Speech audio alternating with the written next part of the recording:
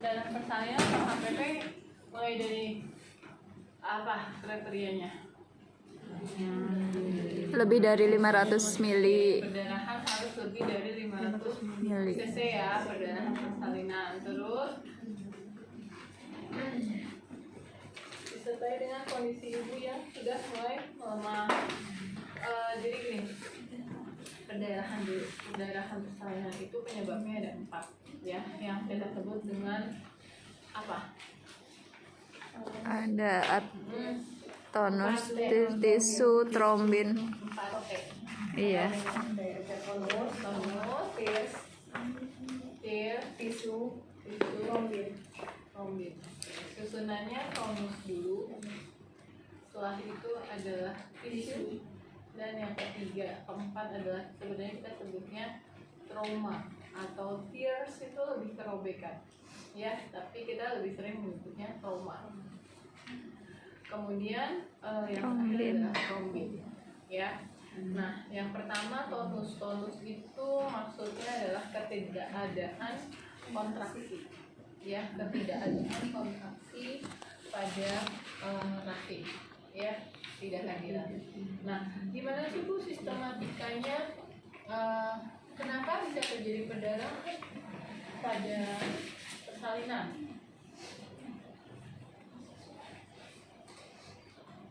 Gimana? Kan bayi lahir nih, ya kan? Terus plasenta lahir. Ada yang plasenta. Jadi kalau perdarahan itu sebenarnya ada 2 hal. Ada yang perdarahan di mana plasentanya belum lahir, ada yang perdarahan di mana plasenta sudah lahir. Ya. Kalau perdarahan dengan plasenta masih di dalam rahim, ya. Ya, kok ini lagi sih, Bu?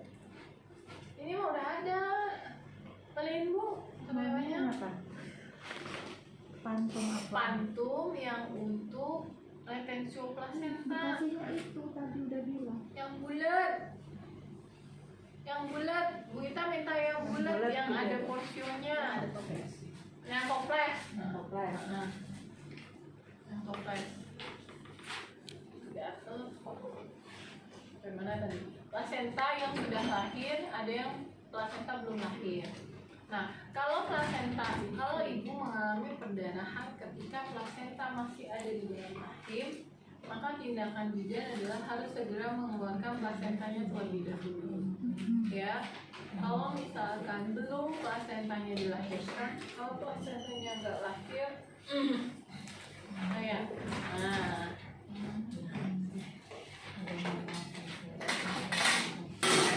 Kalau plasentanya nggak lahir, maka si uterus ini akan berusaha, jadi sistematikanya. Aduh, saya butuh pantung itu, jadi oke. Kan plasenta terimplantasinya di dalam rahim ya.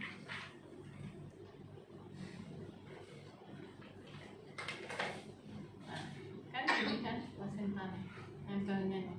Anggap tangan saya ini adalah rahim, ya kan? Nah, ini kan plasentanya di sini.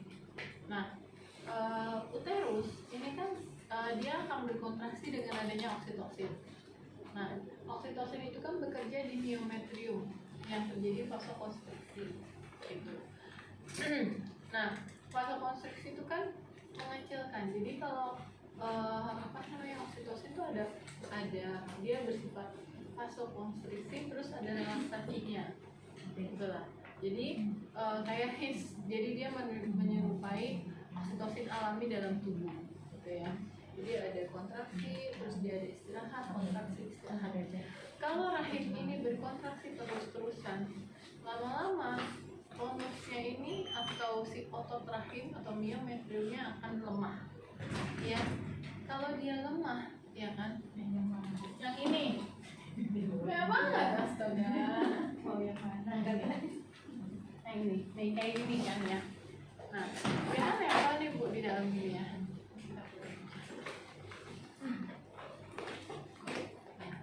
Nih, kan plasenta kan nempel nih Bu di sini, ya kan?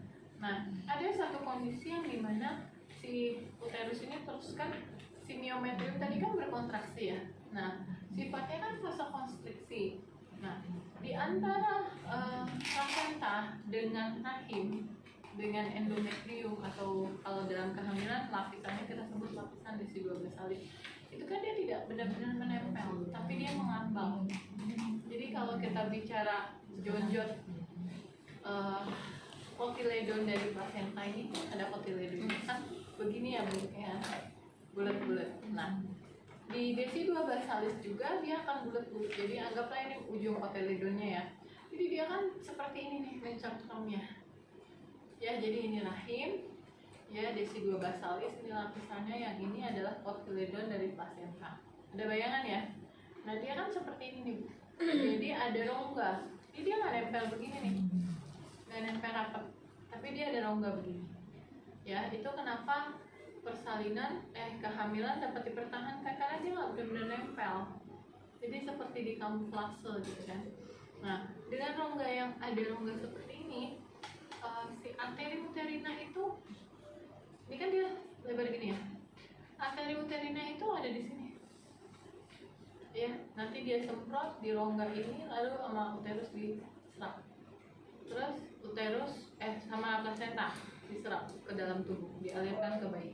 Lalu pengeluaran bayi, dua arteri satu vena kan. Nah, si arterinya mengeluarkan darah yang tidak bermanfaat, ditahan sini. Terus sama vena yang ada di dalam rahim ditarik untuk dibersihkan. Jadi itu namanya kan sistem uteroplasenta.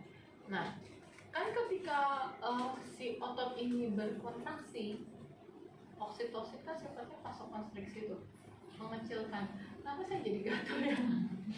Kan dia mengecilkan, bukan? Kok gatal sih? Kan dia ngecilin tuh ya, yang rongganya tadinya lebar, diperas gitu, kayak diperas ya kan? Dia punya diameter yang kecil, sehingga si bayi kedorong dengan adanya HIS, paham ya? Nah, habis itu kan dia berkontraksi lagi, ya kan? Nah, ketika dia berkontraksi begini, lama-lama yang si kotiledon ini yang terdesak, dia lepas, paham ya? Nah, ini kan sistem pelepasan plasenta nih. Nah, ketika dia ada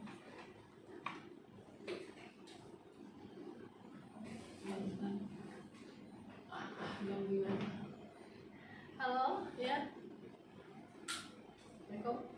Yuk.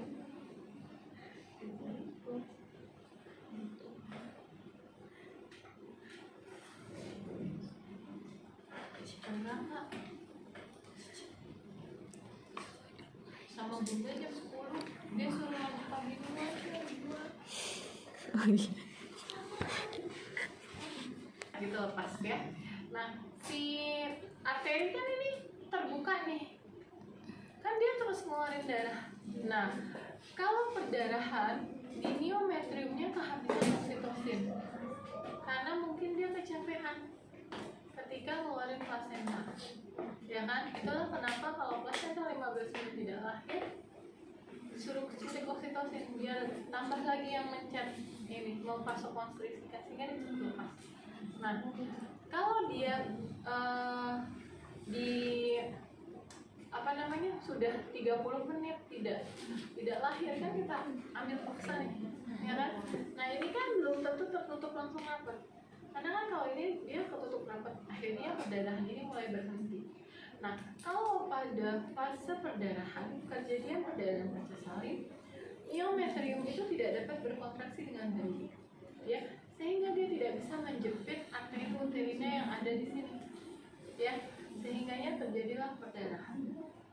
Paham ya sampai sini ya? Nah, untuk menghentikan perdarahan atau menutup arteri uterina ini, ya, menutup arteri uterina, maka harus kita tambahkan kontraksi di dalam otot, ya, paham ya? Sehingganya dia bisa menjepit. Itu prinsip penanganan perdarahan. Karena itu untuk biar ototnya bekerja terus tanpa henti dan tanpa lelah, makanya pada kejadian perdarahan yang dimana kadar oksitosinnya mulai berkurang karena otot yang lelah tadi, kita kasih oksitosin tambahan dari luar, dan itu banyak. Biar apa? Biar ototnya terus berkontraksi. Kalau ototnya berkontraksi, maka arteri uterinanya kejepit. Paham sampai sini ya? Sehingga perdarahannya berhenti. Jadi itulah kenapa penanganan perdarahan prinsipnya adalah menekan arteri uterina dengan apa? Dengan oksitosin, dengan kita jepit pakai KBI. Kan KBI kan kita jepit gini kan, sampai dia ada kontraksi. Terus dengan tindakan kondom kateter, ya kan? Nah, kondom kateter kan kita masukin kondom tuh isi air kan ditekan sama dia biar dia nggak keluar. Kalau dia sudah rapat ketutup kan lama-lama ketutup, jadi perdarahannya sudah mulai berhenti, gitu ya. Paham ya sampai sini ya, ibu-ibu? Nah, seperti itu. Itu yang sebabnya karena tonus. Ya. Selanjutnya tisu. Saya mau buang air kecil dulu. Sekarang tisu yang kedua, penyebab terbesarnya pada perdarahan yang kedua. Tisu itu adalah ketinggalan jaringan ya di dalam rahim. Nah, bisa memang plasentanya yang belum lepas karena retensio plasenta tadi. Yang kedua karena sisa cotyledon plasenta. Yang ketiga karena sisa selaput plasenta atau sisa-sisa dari hasil konsepsi yang tidak keluar dengan bersih dari dalam rahim. Contoh misalnya spousal, kan banyak vernix, banyak mungkin selaput-selaput yang ketinggalan gitu ya. Nah, sekarang misalnya plasenta yang tadi, ya kan? Nah, dia kan kebuka nih sedikit, misalnya sudah lepas sedikit. Nah, si arteri ini kan nggak benar-benar ngejepit ya bu ya. Jadi kan darahnya ada nih yang keluar. Nah, ketika dia udah capek ngeluarin ini, akhirnya dia berhenti si tonus ini untuk melepaskan plasenta. Karena apa? Dia udah capek nih kontraksi ngeluarin ini nggak keluar. Nah, akhirnya dia tonusnya jadi lemah. Jadi karena sebab tisu itu akan berdampak pada tonus, ya, berdampak pada tonus. Oke, di manual. Kalau orang manual pasti kemungkinan besar terjadi perdarahan, benar nggak? Sekarang kalau sisa jaringan sedikit, sama prinsipnya, karena masih ada yang menempel di sini, dia coba untuk terus berkontraksi agar ini kejepit dan keluar, ya, kejepit dan terlepas. Tapi ini nggak terlepas-lepas nih bu. Akhirnya si otot menjadi lelah, ya. Sama selaput juga ketinggalan, robek, berusaha untuk dibersihin, untuk dikeluarin, nggak keluar ya udah perdarahan. Itu tisu. Nah, kalau yang ketiga itu adalah tears atau robekan, ya, atau kita sering menyebutnya trauma.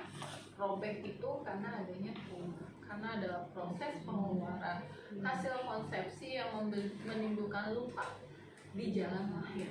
Nah, luka di jalan lahir itu bisa di mana aja, Bu?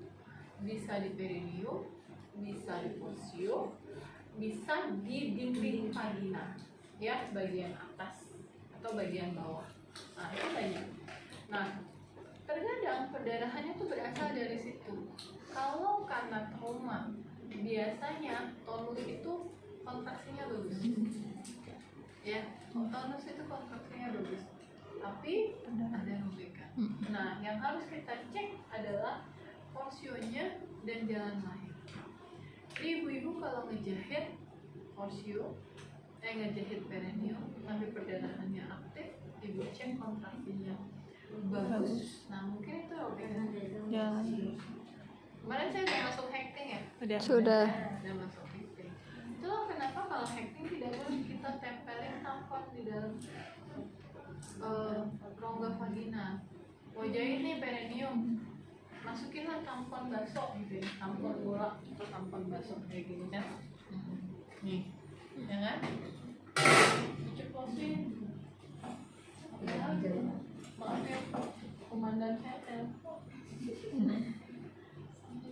Karena nanti kalau ada perdarahan di dalam kita nggak akan kelihatan, ya, walaupun jahitnya enak, tapi pas dibuka, biar ibunya nggak lihat atau udah langsung shock. Nah, Kemudian sudah dari, nah itu biasanya kalau robekan dengan adanya perdarahan, tonus ototnya bagus, maka berarti murni bahwa penyebab perdarahannya adalah dari robekan darah. Yang terakhir adalah trombin. Kalau trombin itu biasanya robekan yang nggak ada, plasentanya lengkap, tonusnya bagus, perdarahannya banyak. Dan banyak banget, biasanya lebih dari orang perdarahan yang seperti biasanya, karena dia nggak bisa kelainan dalam pembekuan darah. Meskipun dia sudah menutup, dia tetap mengalir karena dia tidak bisa membekukan apa yang sudah tertutup. Nah itu trombin. Nah yang di level tonus, trauma, dan tisu itu kita bisa melakukan pertolongan pertama, ya. Tapi kalau trombin kita hanya bisa melakukan pertolongan pertama seperti penata laksanaan dengan penyebab tonus sambil dilakukan rujukan dan proses KBI hingga tempat rujukan, atau kita dengan pemasangan kondom Kateter. Jadi kita tahan dengan kondom kateter kalau dia mengalami Trombin. ya. Nah biasanya banyak kejadian kasus karena trombin itu tidak bisa diselamatkan, ya. Itulah kenapa pentingnya ibu-ibu melakukan screening pranikah dan prakonsepsi dengan kondisi yang seperti ini, karena kalau dia hamil, ya, kondisi ibu yang memiliki kelainan pembekuan darah, maka kita tidak boleh melakukan pertolongan, harus dengan dokter. Dokter obgyn pun dia akan bekerja sama dengan ahli hematologi, biasanya seperti itu, ya. Jadi ditandainya dengan apa tadi? Ya tonusnya bagus, tidak ada trauma, tidak ada tisu, tapi perdarahan banyak, ya, seperti itu. Jadi ini yang harus hati-hati. Tindakannya ya banyak, dikasih macam-macam, biasanya udah berkolaborasi. Sampai sini ada yang tanya? Sebagai pengantar pada perdarahan, ya, udah dikasih sama dokter Budi ya teorinya kan. Oh komplikasi, deh belum, udah aja bu, udah aja bu. Oke, ya. Kalau ada pertanyaan, sekarang kita ke praktek. Nah, di dalam praktek pertolongan persalinan, maka kita tidak boleh sentuh, ya kan? Minimal berdua, ya, atau harus bertiga, ya. Nah, diawali dengan apa? Tiga. Siapa mau bertiga di sini? Siapa yang mau maju? Dari tiga.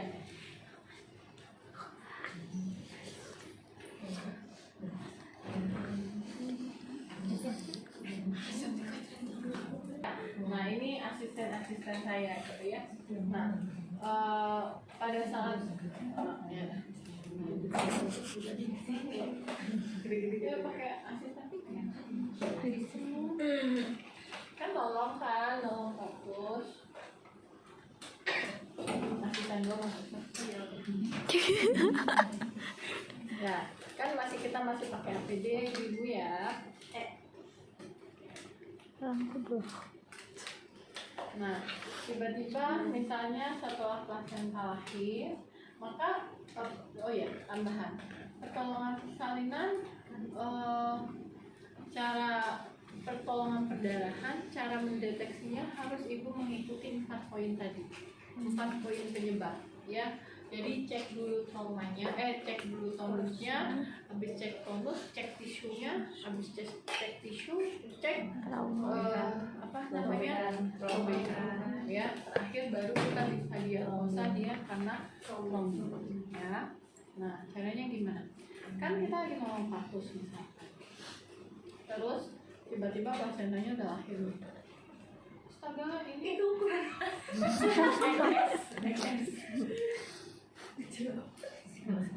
sarung tangan baik kayaknya. Yang itu kegedean, yang itu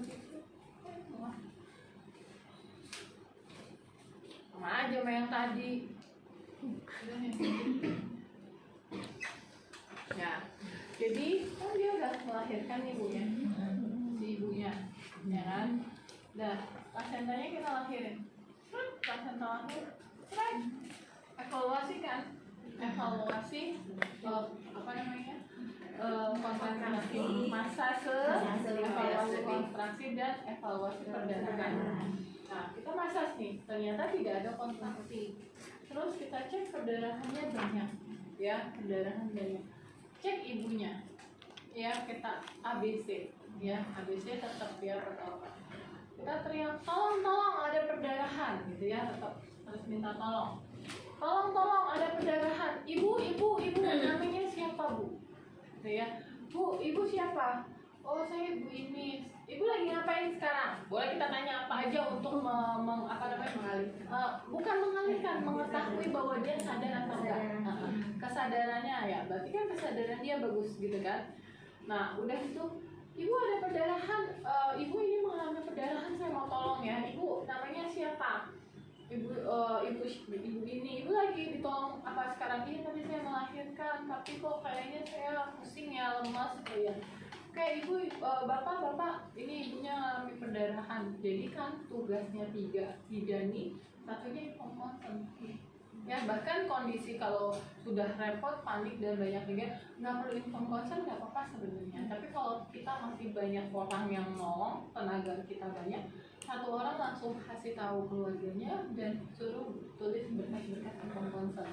Satunya asisten kita dan satunya penolong utama. Itu sih sebenarnya untuk 3.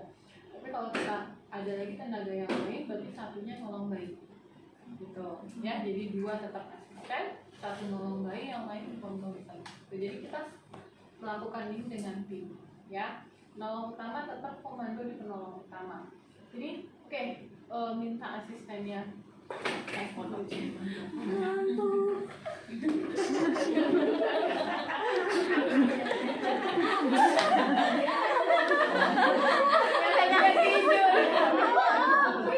Suara saya jadi kayak Rita Bobo ya.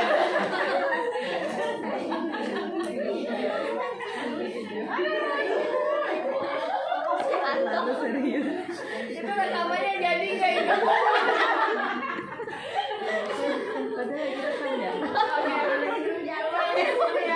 Tolong ada pendarahan. Ibu namanya siapa bu? Namanya si A si B. Oke, ibu sekarang lagi ngapain? Oke, nolong persalinan. Oke, asisten tensi, cek TTV. Nah dia cek TTV tuh, ada TTV-nya hilang. Bukan.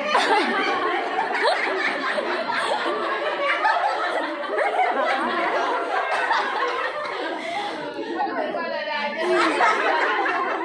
Ibunya tensi ya.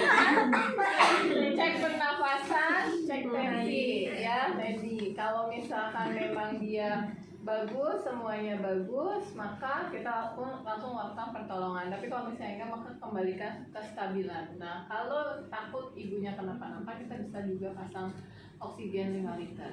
Ya, 5 liter boleh kita pasang. Biar sirkulasi tubuhnya tetap terjaga dengan baik. Oke, udah ditensi berapa?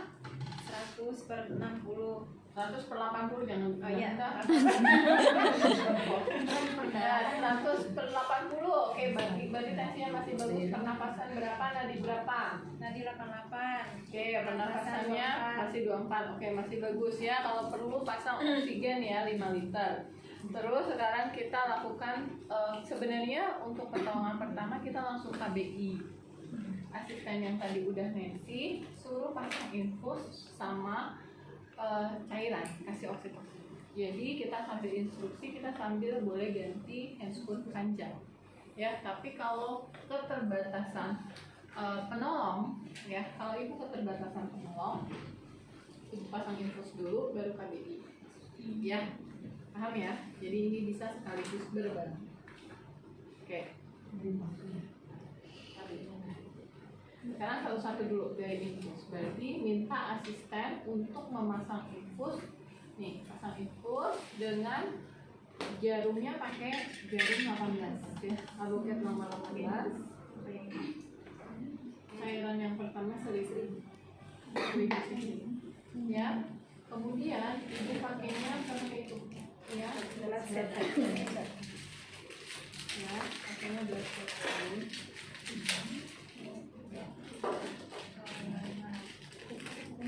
Ya, boleh dua line. Jadi ibu ambil yang FP komputernya yang ada 2 line-nya, yang ada 3 line, yang 3-way. Kalau nggak punya 3-way, pasang kanan kiri. Ya, nah, kayaknya kalau ibu mau pasang 2 jalur, satunya broadside, satunya biasa. Ya, karena kalau pasang infus broadside itu wajib hukumnya. Ya.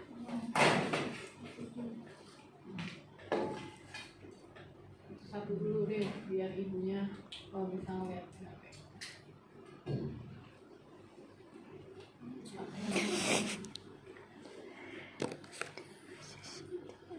Terus habis itu udah pasang infus ya, ceritanya sudah pasang infus gitu ya.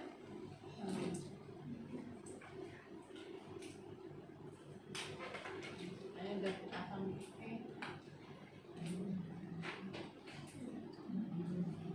ya, pasang nih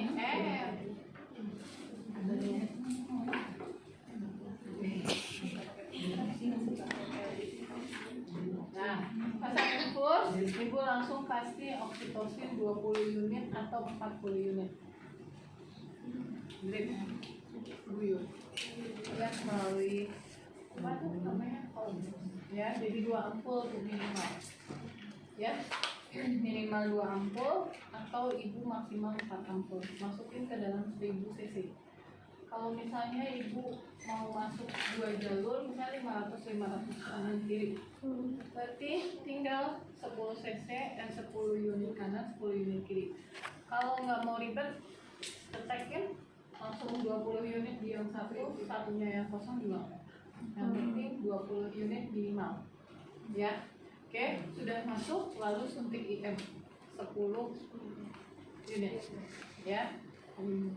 Suntik IM ya, jadi itu instruksinya gini, pasang infus, kasih cairan 1000 ml dengan minimal 20 unit atau ibu langsung aja 20 unit oksitosin. Terus suntik IM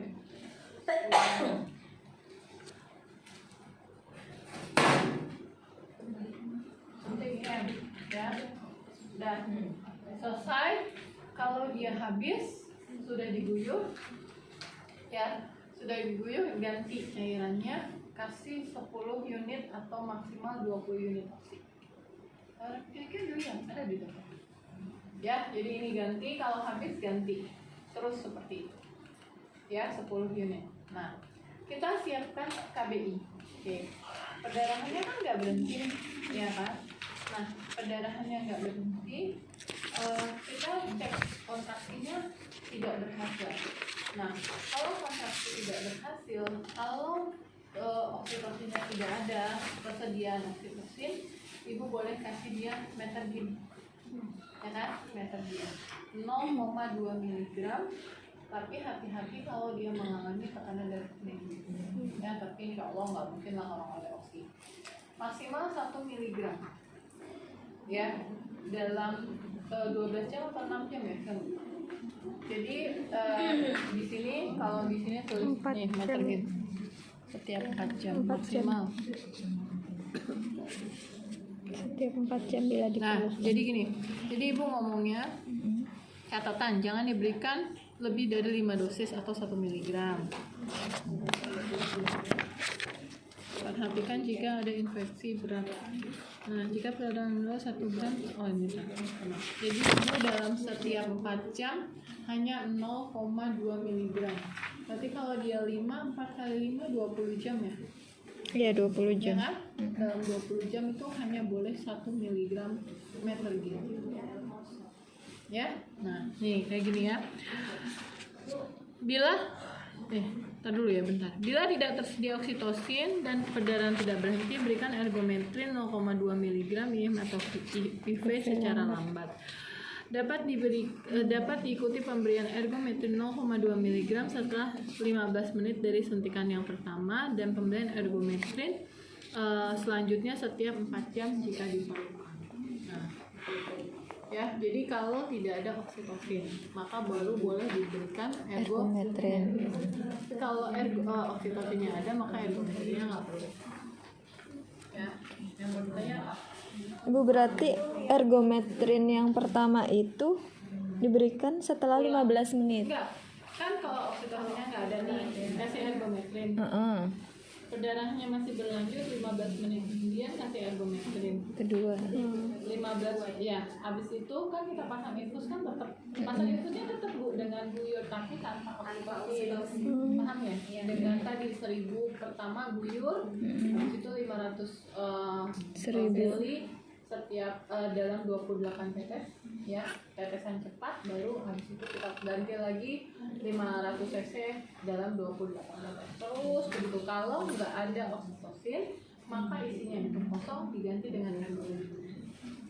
Terus kita KBI ya, kalau nggak berhasil dalam yang pertama ergometrin dan oksitosin, maka kita rujuk ya. Paham ya di sini ya tuh. Nah, rujuk biasanya kita pakai kondom kateter. Setelah di KBI tidak berhasil, maka kan tadi saya bilang lakukan KBI selama proses rujukan. Capek dong ya, KBI begini di mobil ya kan. Nah, sekarang tekniknya adalah kondom kateter. Ya, Pak. Ibu mau tanya yang untuk yang pertama itu opsinya kan 2 ampul di dalam 1000 ml cairan. Terus ada suntikan juga yang IM. Ampul itu tujuannya untuk apa ya? Apa harus IM? Kan dalam keadaan diinfus, berarti yang suntikan itu tetap IM atau bisa IV juga? IM. Berarti dapatnya total 3 ampul. Berarti. Totalnya nanti ada 8 ampul. Penata laksanaan di kita. Kan nanti coba ibu baca data pilihnya. Saya tidak tahu IM itu Ada, itu nggak ada.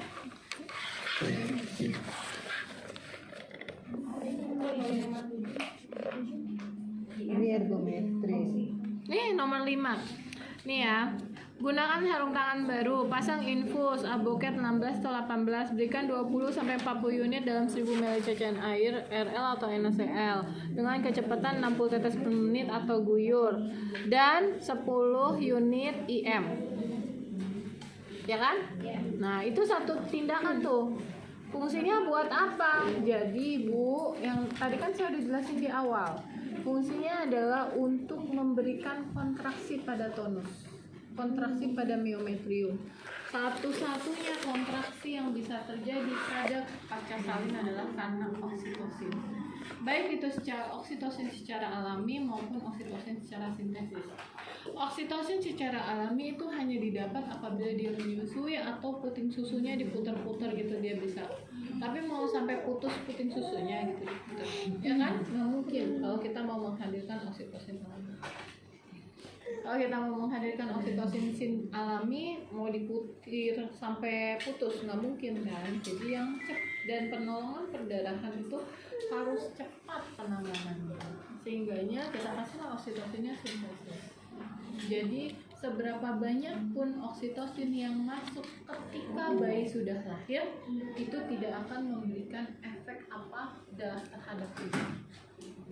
Ya, sampai kapan? Ya, sampai kapan kita memberikannya? Sampai kontraksi ada dan penanganan sampai dengan ke level rujukan. Ini ada batas maksimalnya 80. Itu lihat di sini. Pengulangannya, jadi kapan kita harus rujuk? Jadi nggak usah panjang-panjang dikasih diguyur terendam parunya sama cairan. Bisa. Di kita itu hanya 3000 cc. Pemberian 3000 cc maka itu sudah dalam proses rujukan. Ya, karena nanti pengeluaran cairan dan intake dan outputnya kita akan sulit menghitungnya. Penanganan sampai dengan apa ampun? Kalau misalnya nggak kita takar. Ya itu ini penanganan di bawah lah ya, bukan penanganan di apa namanya Bukannya ini sendiri. kalau tingkat rumah sakit itu udah instruksi dokter bahkan Dia sampai diberikan sidetek di awal. ya kan 5 tablet. Terus 20 unit di infusan berlanjutan. Tapi kalau kita Kalau 4 tambah ya hanya main di oksitosin saja 60 ditambah yang ya. pas IM Itu jadi paham ya di sini. Oh, 4, 5, 6, Oke. 7 Kalau ya, sudah perdarahannya. Kita cek kontraksi, kalau kontraksinya bagus, maka kita maintenance lagi 10 sampai 20 unit oksitosin dalam cairan 500 ml dengan tetesan 28 tetes. Jadi setelah kita guyur, ya kan, diganti melek kedua, maka jangan diguyur 28 tetes. Ya, nanti tubuhnya nggak bisa nerima cairan yang sebegitu banyak karena masuknya kan IV. IV nanti kan bebannya ada di paru-paru. Ya. Setelah itu kita drip dulu 28 tetes per menit sambil kita lakukan KBI kalau tidak tidak berbadan. Ya. Nah, kalau sudah di KBI, ya sambil asisten suruh cek plasenta. Ya, berarti kan KBI ini KBI-nya nggak berhasil, plasentanya tidak lengkap, berarti levelnya kita cek tisu sampai tanggal 2 KBI lagi. Perdarahannya bagus, perdarahannya bersih, kontraksi bagus, tidak ada sisa jaringan, kita langsung lepas KBI karena kontraksinya sudah bagus atau perdarahannya sebanyak, maka kita cek jalan lahir. Urutnya gitu ya. Lalu jalan lahir sudah bagus, kontraksinya bagus, perdarahannya masih banyak, maka uji. Karena pasti penyebabnya adalah longin. Paham ya? Itu langkah-langkah kita. Nah, tadi sampai 10 unit oksitosin ya. Kalau terus jika tidak ada jika oksitosin tidak ada, maka berikan ergometrin yang dapat diulang 15 menit kemudian, dan dalam tidak boleh dalam satu hari tidak boleh melebihi tidak boleh melebihi 5 mg. 1 mg. Jadi pertama ergometrin 15 menit, ergometrin kedua, ergometrin ketiga kalau masih perdarahan 4 jam. Yang ketiga, keempat, kelima itu 4 jam. Sisanya ya itu harusnya ibu dari ibu karena 12 jam kan totalnya, nggak mungkin 12 jam lagi kita masih perdarahan. Nah kemudian jika tidak berhasil lagi, kasih asam tranexama. Ya, tapi asam tranexama itu sudah wilayahnya dokter. Ya. Nah, sekarang kita KBI. Ibu buka daftar pilih KBI karena daftar pilih kan berbeda.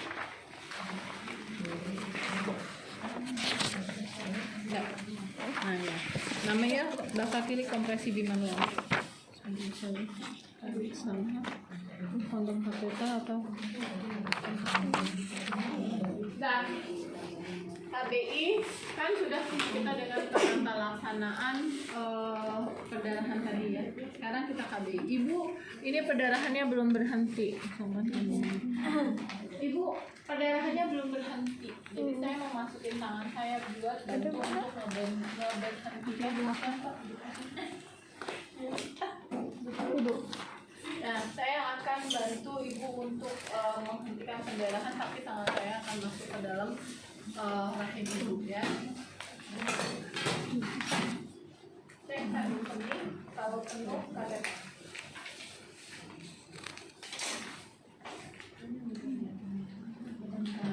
Kandung kemih penuh udah pasti ya, dikasih cairan 1000 ml, nggak mungkin kandung kemih nggak ada. Ya, lalu kita bantu untuk mengeluarkan urin ya. Sudah kita kateter, urinnya sudah keluar, terus kosong ya, kandung kemihnya sudah kosong.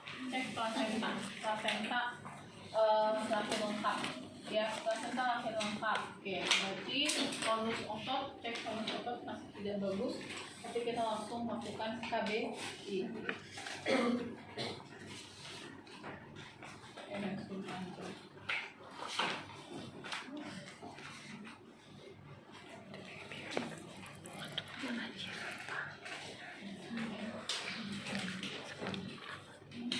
Ingat ya Bu, KBI harus steril.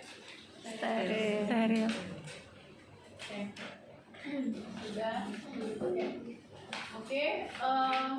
Tangan masuk secara operasi, Bu tahu ya kan? Ya benar ya, berarti tangan panjang. Iya. Langsung di KBI kan? Masuk secara obsesi ke dalam lunak vagina, mencari fornix anterior lalu ubah tangan menjadi kepala, lalu tangan kiri mencari Korpus. Ya, kalau biasanya kalau KBI itu kalau KBI kita KBI dulu dulu sesuai dengan KBI untuk menentukan dulu. Nah, dia udah dapat baru kita lakukan KBI ya. Nah, KBI ya, lalu mencari fornix anterior, ubah tangan menjadi kepala, kemudian disatukan ya, semuanya gitu ya. Lakukan KBI selama 5 menit atau 3 uterus berkontraksi ya. Tandanya uterus berkontraksi, tangan kanan dan tangan kiri saling menjauh. Nah, kalau misalnya sudah mulai menjauh nih, jangan buru-buru dilepas. Pertahankan KBI tambah 5 menit. Jadi kita kontraksi, kita KBI seperti ini ya. Foto menjauh, oke, tahan aja dulu 5 menit. Nanti kan dia semakin menjauh, berarti kan kontraksinya bagus ya. Sambil perhatikan KU ibu dan cairan jangan sampai kelolosan ya. Nah, sudah di KBI dia sudah bagus, maka keluarkan, berarti lakukan penata laksanaan K4. Kalau misalnya sudah 5 menit kontraksi tidak berhasil ya, maka pertimbangkan untuk rujukan ya di situ, atau melakukan hysterectomy ya. Benar ya? Salah ini. KBE. Apa namanya, retensio placenta.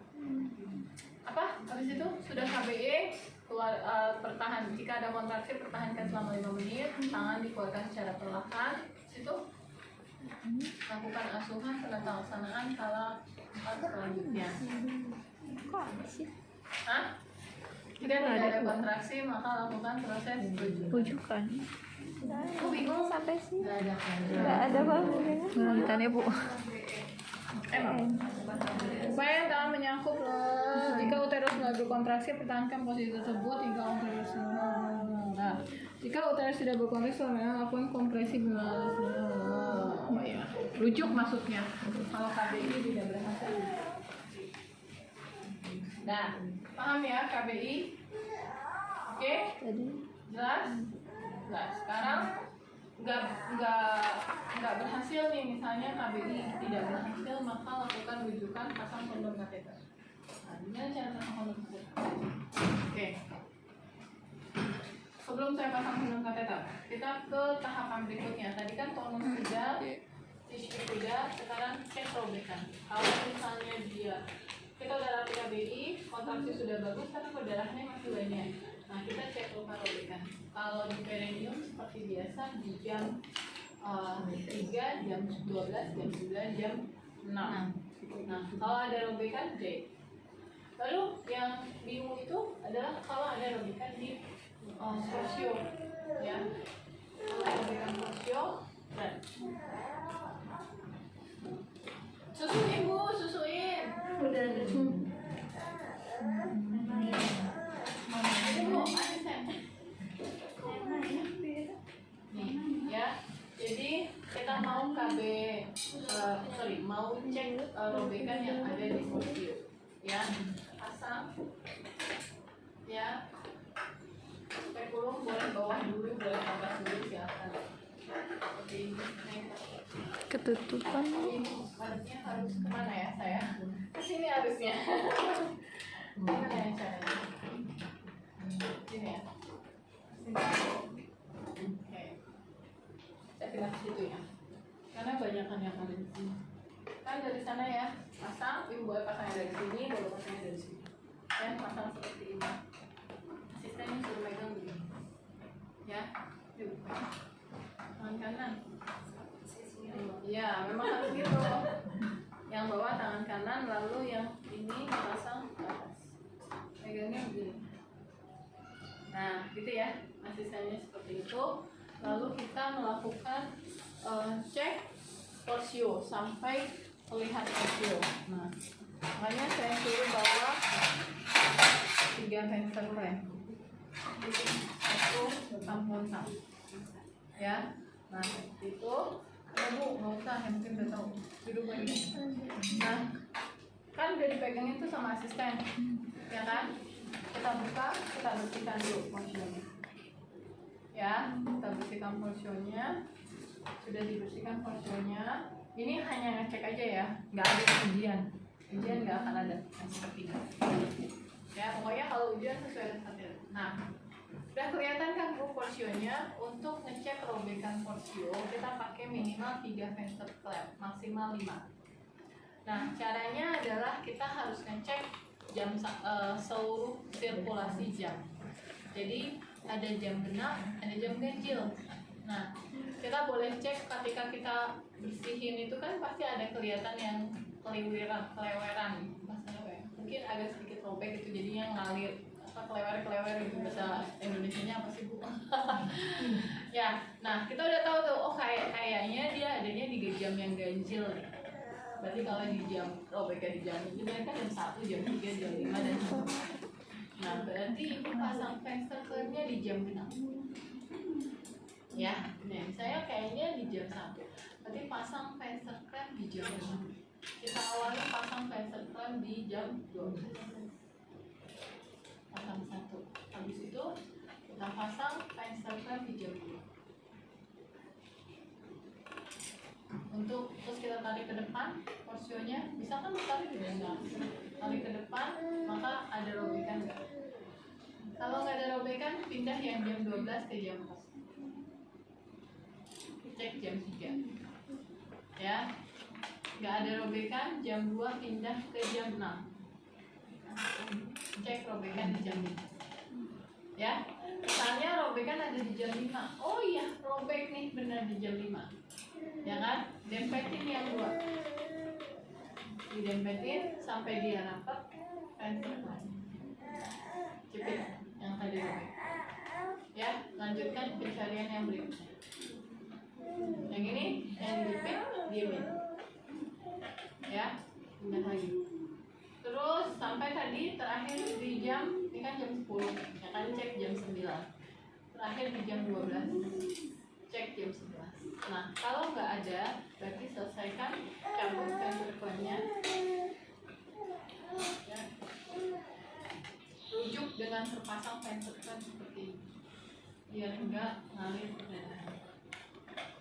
Ya, ibu mau kas, kalau tonus kan sudah bagus ya, jadi nggak perlu kondomateter, infusnya tetap pasang. Ya, ini fenster clamp-nya dijepit. Ya, oke. Kalau ibu ngeceknya di jam genap, sebaliknya yang kayak tadi, jepitnya di jam ganjil. Mulainya dari jam berapa? Bukan jam 1, tapi jam 11 dan jam 1. Jadi ngeceknya dari jam 12. Ya, nah, cek jam 12, pindah, cek jam 2, pindah, cek jam 4, cek jam 5, cek jam 7. Lu boleh pakai fenster clamp 3 begini tuh ya.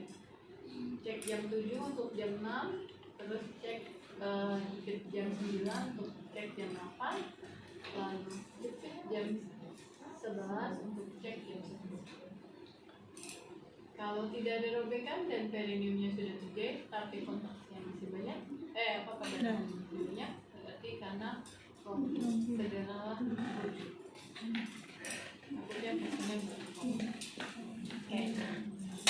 Itu cara untuk mengecek robekan yang porsio. Sekarang kita masuk kepada kondom kateter. Nah,